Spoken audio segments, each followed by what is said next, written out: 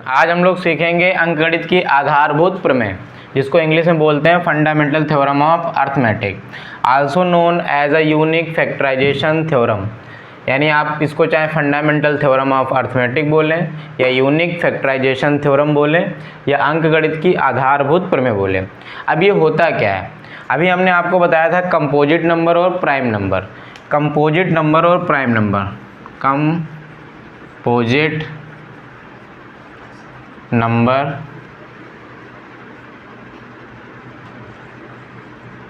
And prime number.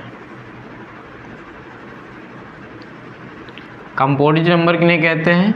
भाज्य संख्याओं को, भाज्य संख्याओं को। और प्राइम नंबर कहते हैं अभाज्य संख्या। पिछले वीडियो में मैंने आपको बताया था कि भाज्य और अभाज्य संख्याएं कौन होती हैं। जैसे वे संख्याएं जो दो से अधिक संख्याओं से कटती हैं वे भाज्य संख्याएं कहलाती हैं, और जो एक से या स्वयं से कटती हुए अभाज्य संख्याएं कहलाती हैं। जैसे मैंने लिया कोई नंबर 24, तो 24 जो है हमारा 1 से भी कटेगा और 2 से भी कटेगा, 4 से भी कटेगा, 6 से भी कटेगा, 8 से भी कटेगा, 12 से भी कटेगा और 24 से भी कटेगा। तो ये इसके देखो इस 24 को विभाजित करने वाली 1, 2, 3 2 से अधिक संख्याएं, तो ये एक भाज्य संख्या है। और अभाज्य संख्या उन्हें कहते हैं जिनके केवल 2 ही विभाजित करने वाली संख्या हो। जैसे मैंने लिया 3, तो 3 को या तो 1 विभाजित करेगी और या तो 3 विभाजित करेगा, या तो 1 से या स्वयं से, वो एक अभाज्य संख्या कहलाएगी, अभाज्य संख्या कहलाएगी। अब ये थ्योरम ये कहती है किसी भी भाज्य संख्या को हम लोग अभाज्य संख्याओं के गुणनखंड के रूप में व्यक्त कर सकते हैं। वो कैसे? जैसे हमने कोई भाज्य संख्या ली, जैसे मैंने लिया 36 एक भाज्य संख्या है।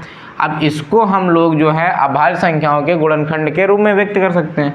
जैसे जब हम इसके फैक्टर करेंगे गुणनखंड करेंगे, 2 से काटेंगे तो 2 1 कम 2, 2 8 16, फिर 2 से काटेंगे 2 9 18, फिर 2 से कटेगा नहीं, फिर 3 से काटेंगे 3 3 9, फिर 3 1 जा 3। अब हम 36 को 2 × 2 × 3 × 3 के गुणनखंड के रूप में लिख सकते हैं। और ये 2 एक अभाज्य संख्या है। क्यों? क्योंकि 2 या तो 1 से विभाजित होगी या 2 से विभाजित होगी। ये वाला भी 2 एक अभाज्य संख्या है और ये वाला 3 भी एक अभाज्य संख्या है, 3 या तो 1 से या 3 से। तो किसी भी भाज्य संख्या को हम लोग अभाज्य संख्या के रूप में व्यक्त कर सकते हैं। यही हमारी अंकगणित की आधारभूत प्रमेय होती है। आई होप आपको समझ में आया होगा। ऐसे और भी वो नंबर ले सकते हैं। जैसे हमने 18 लिया, तो 18 के अगर हम फैक्टर करेंगे तो पहले 2 से काटेंगे 9 2 9 18, फिर 3 से 3 3 9, फिर 3 1 जा 3।